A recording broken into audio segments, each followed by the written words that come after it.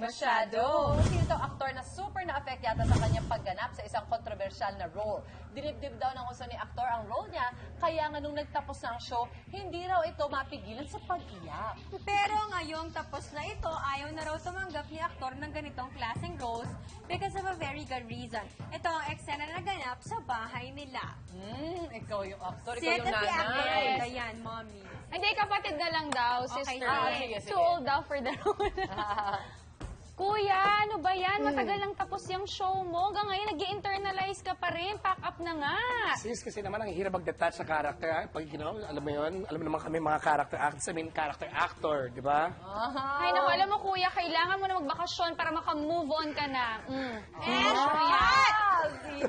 Sino si aktor na hindi makamove on?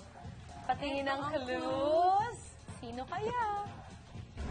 Number 10. 10? Belly? Sounds like. Nahirapan siya mag-move on. Mahirap naman kasi talaga magbumaklas sa isang role na talagang pinaghirapan Sino yan? mo. Alam ko na. Kilala mo na. Kaya naman na? No? Kilala ko na. Tsaka love na love niya yung role na yan. Tsaka syempre yan yung, Yan di na ba, siya. makaka-move on ka na. Hello? Oo, hello. Ikaw ba yan? Yeah. Makaka-move on ka, John. Meron ba? Hello? Hello? Hello? Oh my- Mark Camille. Ano nangyayari sa'yo? Okay ka na ba? Totoo ba to, Ken? Sa inyong lahat.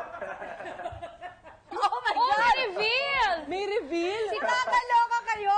Ken naman pala. First time to na may reveal at first time na may sumagot sa telepono. Oo. Kasi dati nagre-ring lang yan, walang tao sa kabila yan eh.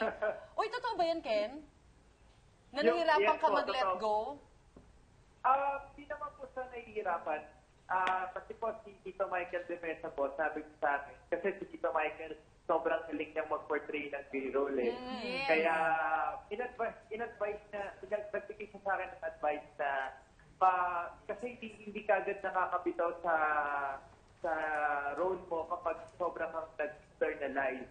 Sobrang mong internalize yung role mo. Kaya sabi niya sa akin, para mas mapadali daw at hindi ako mahirapan at mas maging handa ako sa mga susunod na roles ko po, ang kailangan mong gawin is mag-reflect, magpahinga, mag-relax, para kung ano man yung ibigay o iba to sa akin ng GMA na role, kaya kong bigyan ng justice ulit. Nice! Kasi naman napaka-husay mo talaga sa destiny mo. Congratulations, Ken. Ang galing mag-advise sa Thank you Tito po! ni Sid. From the clan of the Eigenmans. Oh my gosh, na April Fool's Day kami! Ay, grabe! Sino yun? Oh, Si Ken Chan! oh my gosh, Ken, thank you! Thank you, Ken! Mark Susi, Mark Camille. Pasensya na, pinagtripan nila kami dito, Makapag-guest ako. Ay, oo, anytime. Sana nga nag-live ka na lang kung ikaw lang dante pala nasa masyado namin. Ang nakasipret niyo. Grabe kayo! Congratulations, Ken! Thank you guys. What an April Fool's Day surprise. Hanip ka Grabe, na. pangalawa nyo na to nung una pinakain nyo kami ng dog food. Ay, correct. Diba? Totoo ba? Pero hindi pala talaga. Ah, Akala okay. talaga namin dog food. Gourmet dog food. Ang galing ninyo. Oh, in Galing fairness nyo. sa inyo, ha? Diba? Hindi pa nga tapos ang gabi. Totoo nga. Ay, Diyos ko, ang galing. Nakatulad na masyado natin tonight. Maraming chismis.